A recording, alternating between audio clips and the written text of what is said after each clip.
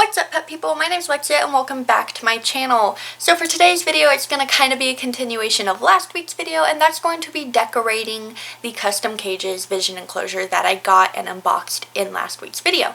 So basically what we're going to be doing is we're going to be putting together everything that needs to go into the enclosure and decorating it to be suitable for a ball python.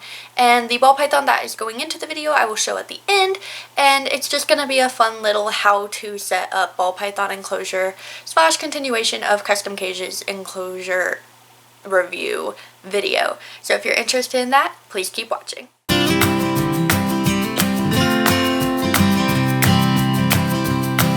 Alright guys, so getting right into the video, as you can see I am opening the enclosure doors.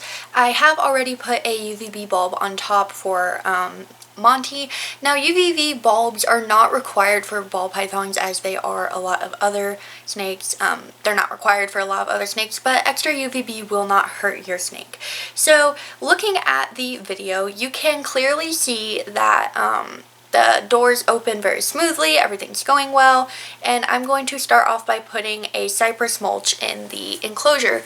I am using Cypress Mulch instead of aspen bedding due to the fact that I do live in West Texas, so humidity, being able to hold a humidity above like 14 to 20% is incredibly hard in West Texas. And because of that, I'm using Cypress Mulch, and the Vision Enclosure is also an extra measure to help with the humidity because they do hold humidity really well. So the type of Cypress Mulch I'm using is 100% Cypress Mulch, and it is the Forest Floor Zoo-Med Cypress Mulch.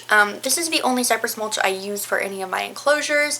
I know you can buy some from like hardware stores or gardening stores. As long as it's 100% Cypress Mulch and not dyed, it is safe for your reptile. I do also have this mulch in the enclosure below, which is the milk snake enclosure, and that's, like I said again, because holding humidity in where I live is incredibly hard. Cypress Mulch does hold humidity really well, and it doesn't mold, which is one of the main reasons I'm using it right now. It does also dry out though, so you can mist it back down to bump humidity if needed. It will never be as wet or as thoroughly dampened as it is whenever you first get it out of the bag though, so that is one thing you need to take in consideration. Anywho, Cypress Mulch, as you can see, I'm putting the entire 24 dry quart bag into the enclosure, and I'm just kind of spreading it out with my hands, which in hindsight I didn't think through because I am allergic to cypress. Normally I wear gloves, I just decided not to because I was lazy, but it is what it is. Anywho, I am spreading out the entire 24 quart dry quart Cypress Mulch bag in the enclosure, and as I said, it's pretty moist right now, so you don't really need to do anything else. Once I have that spread out, I am going to add in a little bit of sphagnum moss. I do that on the side where I'm going to put the hide or hides. Currently in this enclosure I'm only going to have one hide. I have another one on the way ordered. It is best to have a hide on both the cooler and the warmer side, so wherever you have the heat mat, which is where I'm placing the hide right now, wherever you have the heat mat is where you need to have one hide, and then on the cooler gradient you need to have another hide. That being said, it really, I have half of the hide on the heat mat and half of it not on the heat mat, so she can still kind of choose where she lays in the hide. But I put the sphagnum moss in the under where the hide is, and I kind of mist that down a little bit just to give an extra little bit of humidity in there to help her with shedding and whatnot. In a video about Monty, the ball python going into the enclosure, you will see what I mean when I say she has some problems with shedding. Currently she's having no problems with shedding, which I'm super proud of, but I want to keep it that way. And ball pythons require nothing below 50% humidity honestly, but 55 to 60% range of humidity is perfect for ball pythons, and because of where I live that is incredibly hard to achieve, as I've said multiple times now. So I just do anything to kind of like bump her humidity a little to keep it at that range. Anyway, moving on from that, you can see I take a minute to go over to a box in the corner of my room where I have a ton of plastic plants, and I'm just kind of going through those, and I'm gonna arrange them in the enclosure. Now, a lot of people wonder why I put plastic plants with snakes and things like that, and by a lot of people I mean some of my friends and whatnot. But it's because snakes need enrichment, and enrichment is anything from logs to plants to sticks they can like climb over, or sticks you can hang from the top, or a little netting, or anything that will cause the snake to have to roam around it or just move around it, have to figure things out. Enrichment to make sure your snake isn't lazy, doesn't become obese, and just gives them something else to do than sit in a hide all day or sit and look at a blank enclosure. Plus, it's just more visually appealing, in my opinion, to add some greenery into all of your enclosures. So as you can see, I have my hide on the side. Like I said, the heat mat's halfway under it so she can get warmer or colder. And because it's a heat mat, it kind of like radiates out throughout the soil and whatnot. And instead of a basking bulb where it kind of points at one specific spot, she can kind of decide herself if she's too warm, too cold.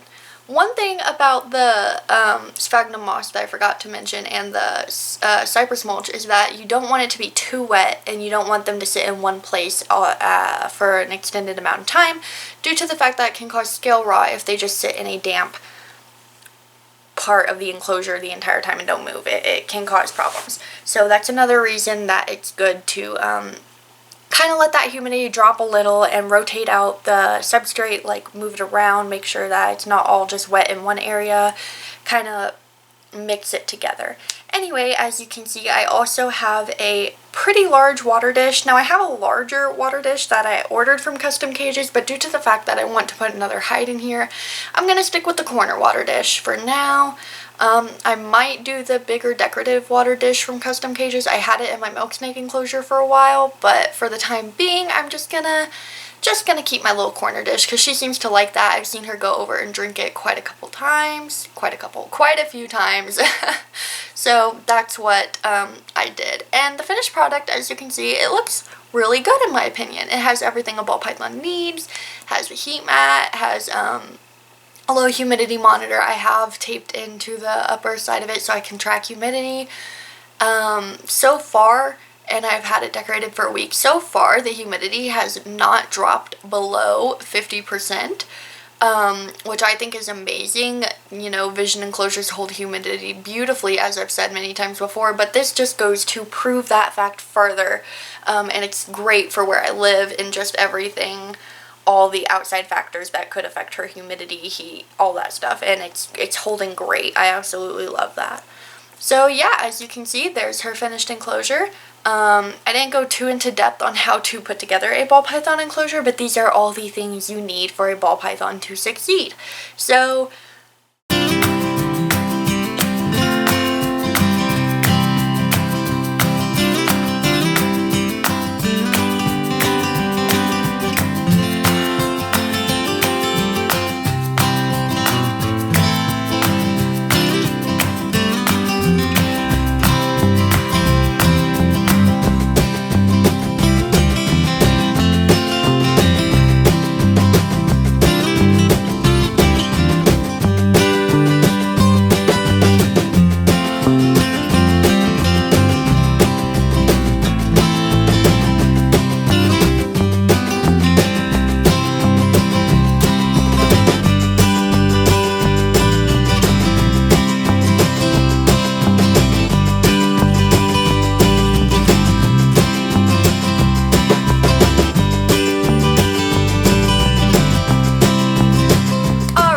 as you can see, the enclosure's done. She's in it. She's been in it for the past week. She's doing really well.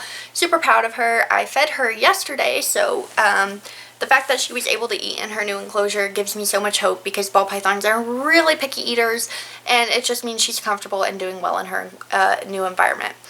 But yeah, there's how to decorate the enclosure. You saw everything I put together in it, and I kind of went through the steps with you. It wasn't a whole lot. It wasn't an in-depth how-to video per se, but it does give a idea of what you need for a ball python enclosure.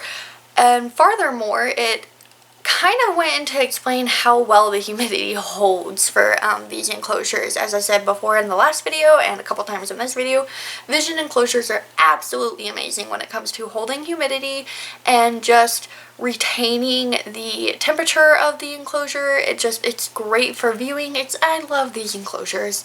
I'm so thankful for Custom Cages, y'all. It is a great you know, piece of, not equipment, I keep saying equipment, it's a great tank to have. So I hope you guys enjoyed this video, and I hope you guys are excited for next week's video. I'm excited for next week's video. It's going to be a do ball pythons make good beginner pets video. If you are wondering that question, or if you're wondering about some other snakes, I have a video over do western hognoses make good beginner pets, as well as a video over do milk snakes make good beginner pets. If you want to know those answers, go watch the videos. I'm not going to spoil it, but the answer is yes, they do. Anyway, I hope you all had a great time watching today's video, and like I said, stay tuned for next week's video. If you liked what you saw, please give it a big thumbs up, and if you didn't, like I said in the last couple videos, you've already watched it all the way through, so go ahead and give it a thumbs up. Anyway, subscribe if you haven't. Stay tuned for next week. Thank you guys for watching. Bye.